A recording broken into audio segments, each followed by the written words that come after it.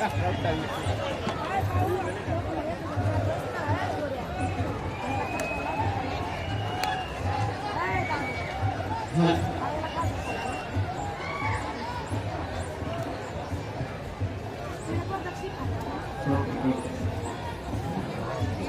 जोहार का नारा है, भारत देश हमारा है। जय जोहार का नारा है, भारत देश हमारा है।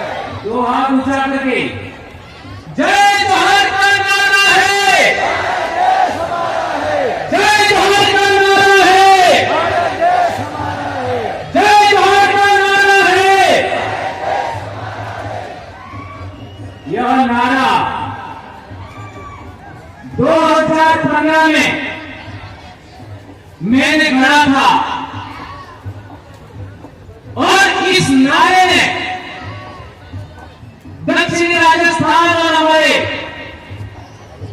मध्य प्रदेश के जुड़े हुए इलाके में एक ऐसी क्रांति पैदा किया कि 47 सांसद और 487 विधायक गूंगे बहरे हो चुके थे और आदिवासी को वॉइसलेस हो चुकी थी। उसका जवाब दिया और आज की तारीख में 5 विधायक और 1 सांसद इस नारे की बदौलत विधानसभा लोकसभा में गए। आज मैं बहुत खुश हूं, आज मैं बहुत खुश हूं क्योंकि क्या लाजवाब डॉक्टर रसावत सर ने बोला।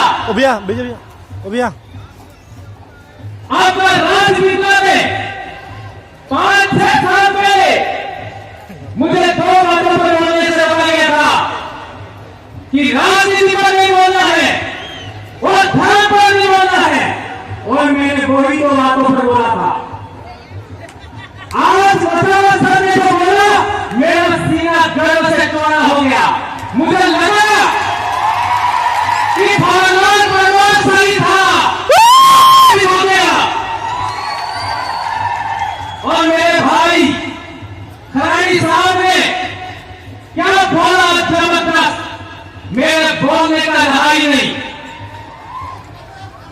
खराड़ी साहब ने जबरदस्त बात किया, जो मैं बोलना चाहता था घर से सोच के आया वह बात खराड़ी साहब ने रखा। और आज मैं कहना चाहता हूं कि मध्य प्रदेश में मैं बहुत बोल चुका हूं, मध्य प्रदेश का भी समय मुझे आज दिया जाए, आने वाले साल मुझे नहीं बोलना।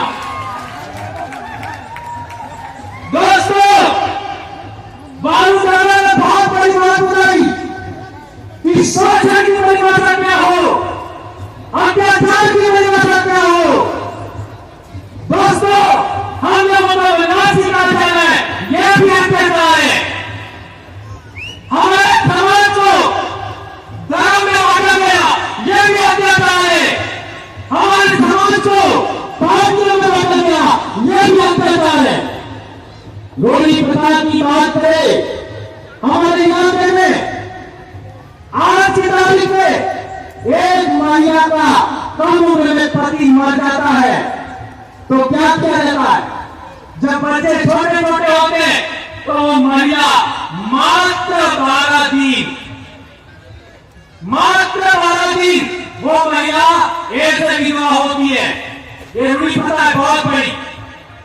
12 दिन के बाद उसको पसेरी बनाई जाती है और वह पुनः सुहागन हो जाती है।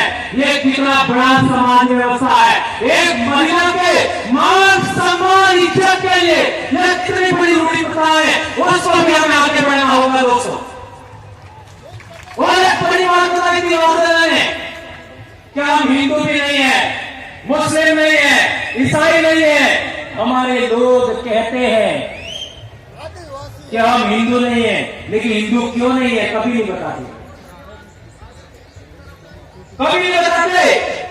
और बताने की बात आए तो वो मात्र ये कहते हैं कि हिंदू विवाह में हमारे ऊपर लागू नहीं होता। आज लखनऊ में देखिए,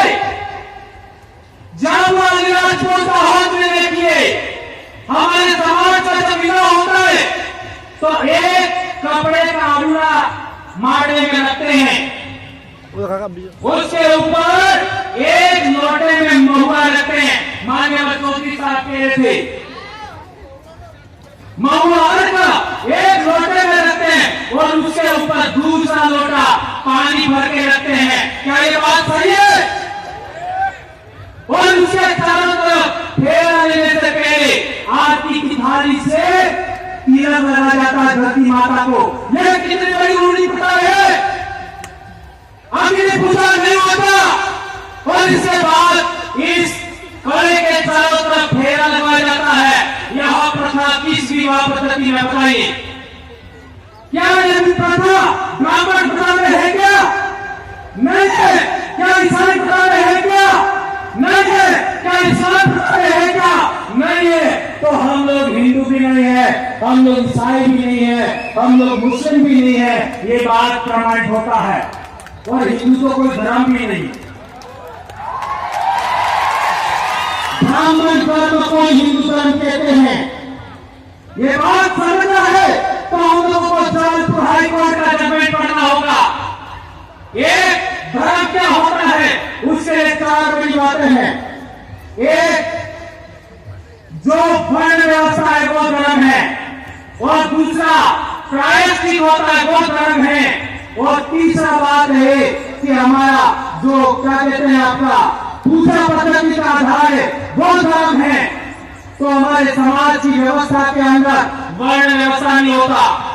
ये सुप्रीम कोर्ट ने बोला है, आपका जबलपुर हाई कोर्ट ने बोला, जो लोग आपका वेद से संचालित नहीं होते, जो रामायण महाभारत से संचालित नहीं होते, जो पुराण से संचालित नहीं होते, जो वर्ण व्यवस्था से संचालित नहीं होते, वे लोग अपनी रूढ़ी प्रथा से, अपने कस्टम से संचालित होते हैं। वो आदिवासी है, वो किसी भी धर्म में नहीं आते।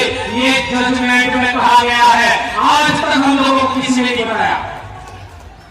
और एक बड़ी बात, नंदाताई आज का सम्मान हुआ। नंदाताई के जजमेंट में कहा गया है अबॉरिजिन्स और शेड्यूल्ड ट्राइब, यानी शेड्यूल्ड ट्राइब का मतलब हुआ अबॉरिजिन, अबॉरिजिन और शेड्यूल्ड ट्राइब, और ब्रैकेट में आदिवासी लिखा है। तो जो लोग हमको आदिवासी कहते हैं वो लोग कंटेम्प्ट ऑफ कोर्ट कर रहे हैं। हमें केस किया जाना चाहिए। कौन माइका इसके लिए तैयार हाथ करो? ये कंटेम्प्ट ऑफ कोर्ट आपका केस किया जाना चाहिए। तो मैं मानूंगा कि नंदाबाई के साथ आपका न्याय हुआ। एक और बड़ी बात, हमारे बहुत सारे बड़े वक्ताओं ने बात रखा। एक बात आई थी मध्य प्रदेश, तो कई लोग मेरा विरोध करते थे। 2015 में मैंने एक आपका व्हाट्सएप पर ग्रुप बना दिया मध्य प्रदेश, और वो भी रेवा काठा डायरेक्टरी में पैदाइशी मानकर आंदोलन की देव हूं। ये खराड़ी साहब पैदाइशी मानकर आंदोलन की देव है, और ये आपका जितना भी दक्षिण राजस्थान और उत्तरी गुजरात का आदिवासी है, उत्तरी मध्य प्रदेश का आदिवासी है, मानकर आंदोलन की पैदाइश है। और मानकर आंदोलन का सबसे बड़ा उद्देश्य था भीड़ राज कायम करना। और ये बात गोविंदपुर के इतिहास में लिखी हुई थी, उसी को आधार मान करके मैंने मध्य प्रदेश व्हाट्सएप ग्रुप बनाया। बहुत लड़ाई हुआ, लेकिन लड़ते लड़ते हम लोगों ने आज पूरे इलाके के अंदर ये बात फैलाने में कामयाब हुए। आज मेरे छोटे भाई चेतन वसावा ने बोला, आपने कितना इस्तेमाल किया। मेरे छोटे भाई जय कृष्ण पटेल ने बोला, कितना बड़ा आपने इस्तेमाल किया। और हमारे डामोर साहब ने भी बात किया, आप लोगों ने इनको सरहद पे रखा। ये बात हम लोगों को आगे बढ़ाना है। लेकिन मेरा मध्य प्रदेश क्या है? मेरा मध्य प्रदेश एक राज्य से जुड़ा है। मेरा मध्य प्रदेश का मतलब है जहां जहां भीड़ राजा हुआ करते थे, वो सारी जमीन भीड़ आदिवासियों की है। ये आदिवासियों के जंगल जमीन की लड़ाई है। ये मध्य प्रदेश में नहीं है।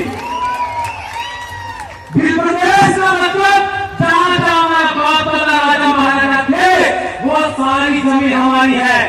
वो आज की तारीख में कोई भी बैठा है।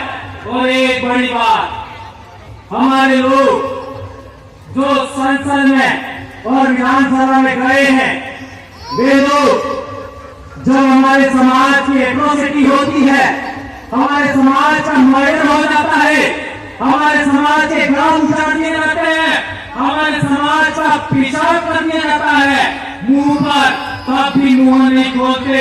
उसका कारण क्या? ये बात मात्र बच्चों की वो सर की स्पीच है, तो हमें जनप्रतिनिधि सिलेक्शन प्रणाली लागू करना होगा। जनप्रतिनिधि सिलेक्शन प्रणाली का मतलब क्या है?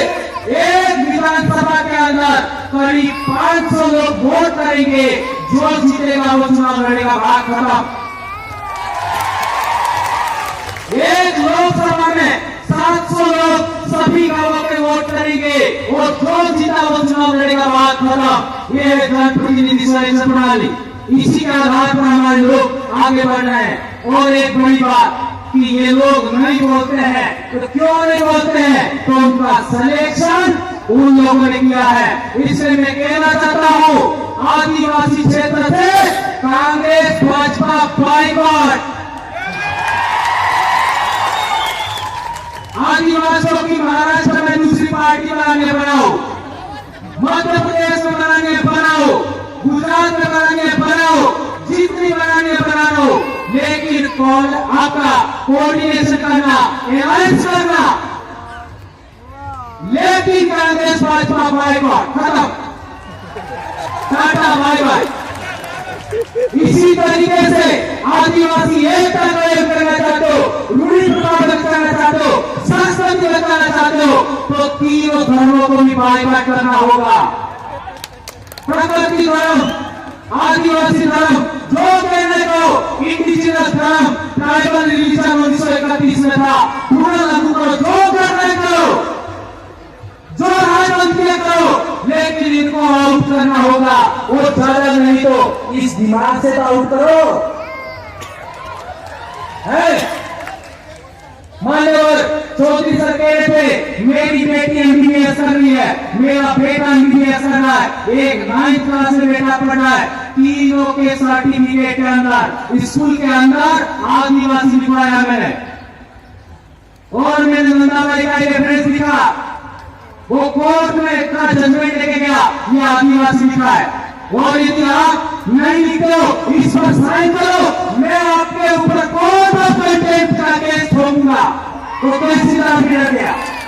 और ये बात हो गया। एक अंतिम बात,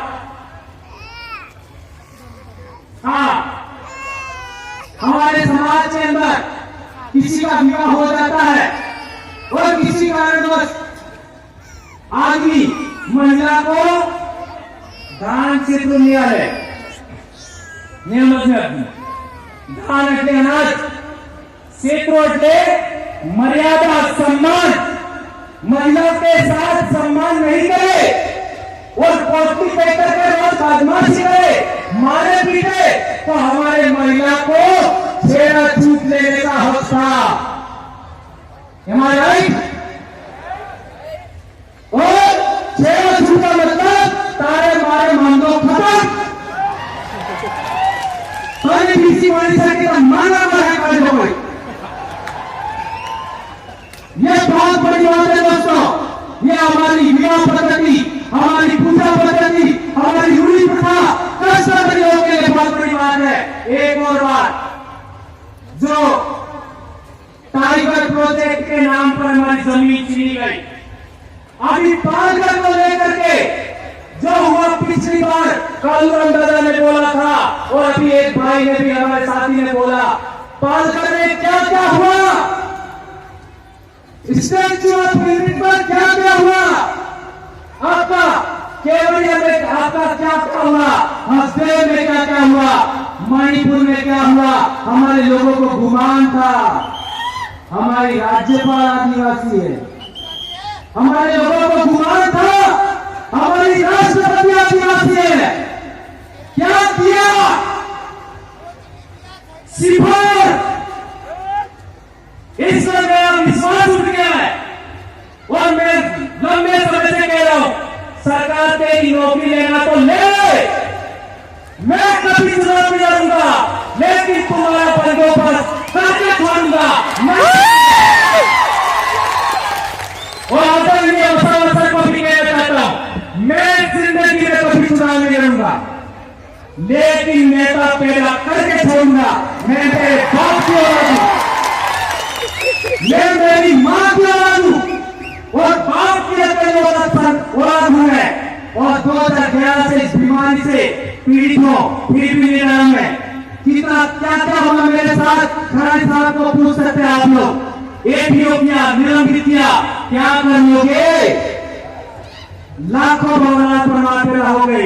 धन्यवाद दोस्तों, आप लोगों ने मुझे इतना बेरहमी से सुना और संचालक भाइयों ने, मेरी बहनों ने, मेरे भाइयों ने और इतना मुझे समझ दिया।